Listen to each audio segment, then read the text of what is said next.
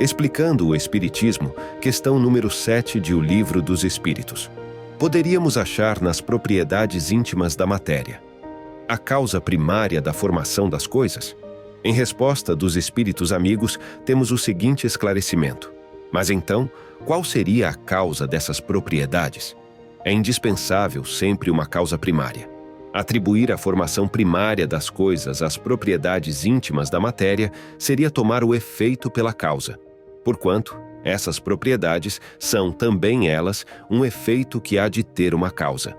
Analisando o texto do livro e trazendo para nosso contexto atual, a resposta propõe que, além da matéria, existe um fluido universal que atua como intermediário entre o espírito e a matéria propriamente dita.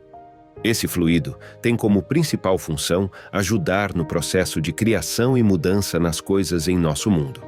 Sem ele, a matéria ficaria sempre separada e não poderia formar as coisas como conhecemos, pois não teriam as características de gravidade como o peso e a atração. O efeito do fluido universal é necessário para que o espírito possa influenciar a matéria, fazendo com que existam diversas realidades na criação.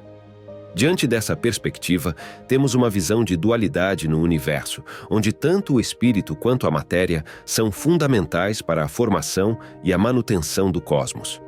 O fluido universal em questão é visto como um agente indispensável, sendo utilizado pelo espírito para exercer atuação sobre a matéria, possibilitando com isso a existência de variedades infinitas dentro de todo o conjunto espacial.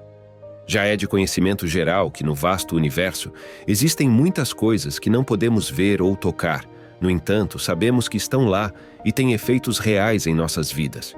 Por exemplo, aqui em nosso planeta, não conseguimos ver as ondas de rádio e televisão, mas de fato elas existem transmitindo música e notícias para nossos equipamentos. Também não conseguimos visualizar a internet e o Wi-Fi, entretanto ela é responsável por manter-nos conectados no mundo digital. Até mesmo a luz ultravioleta, outro elemento não visível a olho nu, tem um impacto direto em nossa vida, pois mesmo sem enxergarmos, sabemos de seus efeitos.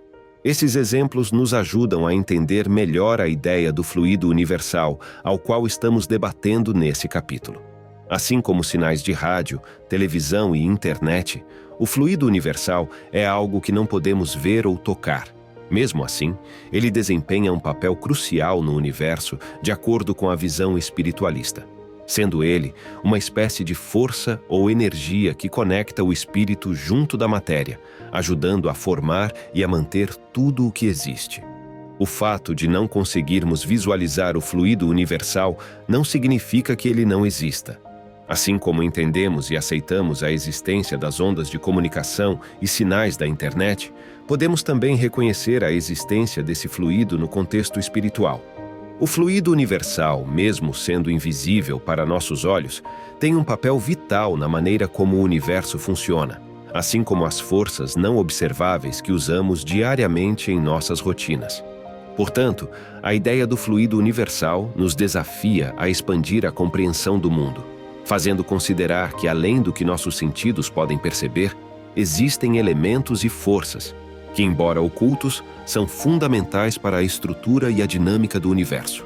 Ter o entendimento e praticar a espiritualidade em nossa vida não é apenas um exercício de autoconhecimento, mas também uma jornada de transformação pessoal. Lhe convido a explorar os outros episódios dessa série, cujo objetivo principal é oferecer insights mais profundos e esclarecedores sobre questões essenciais do ensino espiritual. Compartilhe esse vídeo com as pessoas importantes em sua vida e juntos podemos espalhar mais luz e paz, contribuindo para a regeneração vital do nosso planeta.